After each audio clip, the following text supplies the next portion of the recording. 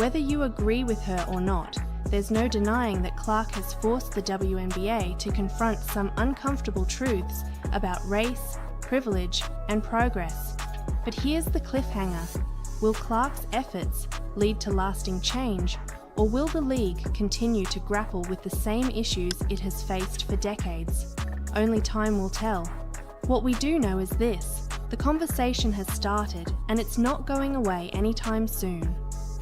To understand why Clark's comments carried so much weight, you need to look at the history of the WNBA. For years, players have fought for better pay, more media coverage, and improved working conditions. They've marched, protested, and spoken out, often with little to show for it. However, Clark's arrival coincided with one of the most significant changes in the league's history: the introduction of charter flights. For over 2 decades, WNBA teams flew commercial, a reality that players like Sue Bird and Diana Taurasi had called out for years. But within weeks of Clark's rookie season, charter flights became a reality. And here's the part you've been waiting for: the shocking truth about Caitlin Clark's impact on the WNBA.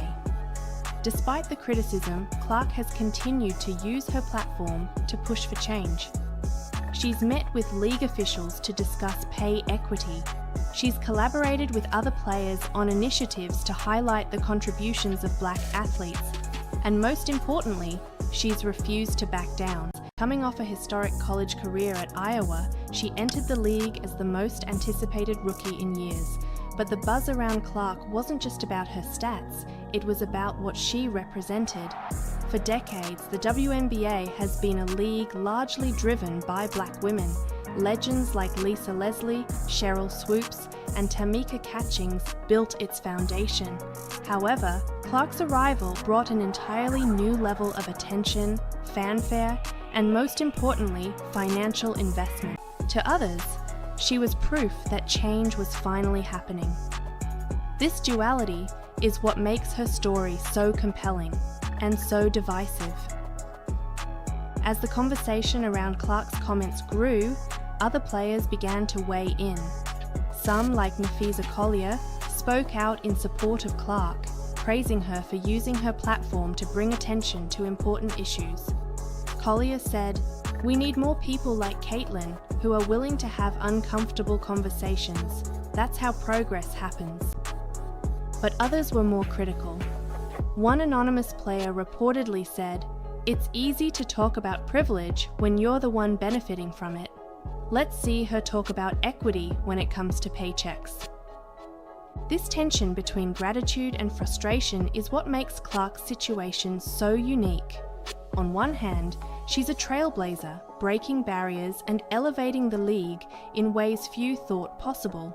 But on the other hand, her success serves as a stark reminder of how far the league still has to go. Going to the WNBA, like I've said, I feel like I've earned every single thing that's happened to me over the course of my career.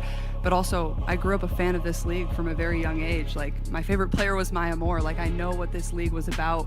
And like I said, like, it's only been around 25 plus years. So I know there's been so many amazing Black women that have been in this league, and continuing to uplift them, I think, is very important. And that's something I'm very aware of. While it wasn't directly because of her, many attributed the sudden shift to the massive attention she brought to the league. Therefore, when critics accused Clark of benefiting from a system that had long ignored Black players, it wasn't entirely surprising. But Smith's counterpoint was clear: blaming Clark wasn't the answer. He drew parallels to the civil rights movement, saying, "When Black folks was marching during the civil rights era and fighting every battle they possibly could, they weren't dismissive, nor did they insist in denigrating the white people who marched with them." On his podcast, he passionately defended Clark, arguing that the backlash she received wasn't just misplaced, but downright unfair. He said, "It was sisters resentful of her. Be resentful of the system. Be resentful of the folks, primarily the white folks, who basically disenfranchised y'all all of these years before she came along, who denied you the acclaim and the allure and the profits you richly deserved. But you don't take that out on Caitlin Clark. Not her." Smith's argument boiled down to this: Clark wasn't the problem. Here's a passage from the article in Times Magazine, quote, "I want to say I've earned every single thing, but as a white person, there is privilege. A lot of those players in the league that have been really good have been black players. This league has been built on them. The more we can appreciate that, highlight that, talk about that, I think it's very important. I have to continue to try to change that. The more we can elevate black women, that's going to be a beautiful thing," end quote. But here's the kicker. Those comments might redefine how the league sees itself and its future. Stay with us, because by the end of this video, we'll reveal the shocking truth about what's happening behind the scenes and how Caitlin Clark's actions are forcing everyone to reevaluate their perspectives.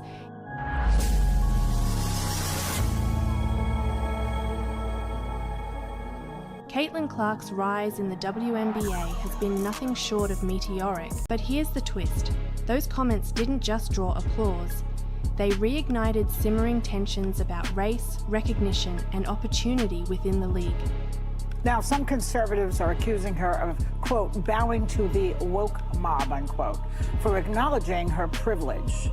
Some players praised her honesty, while others, including outspoken critics, felt it was a reminder of how much work still needs to be done.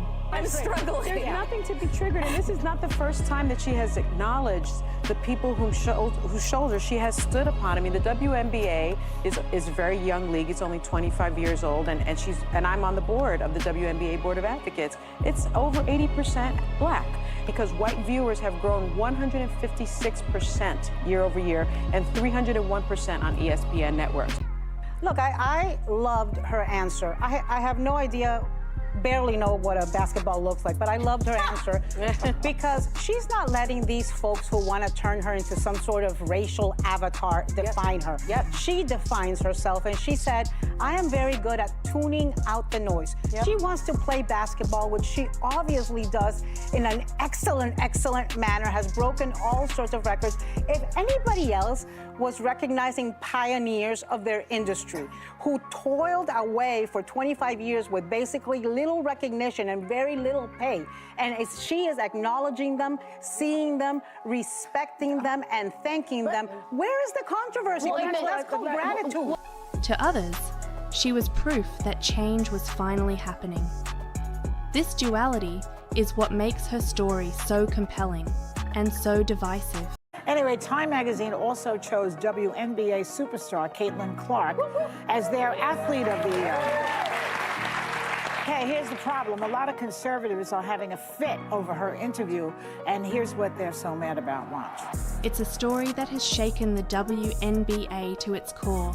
Caitlin Clark, named Time Magazine's Athlete of the Year and widely celebrated for her incredible rookie season, just made comments that have sparked debates far beyond basketball. Her acknowledgement of race and privilege within the league has left fans divided, players reflecting, and commentators like Stephen A. Smith passionately defending her stance.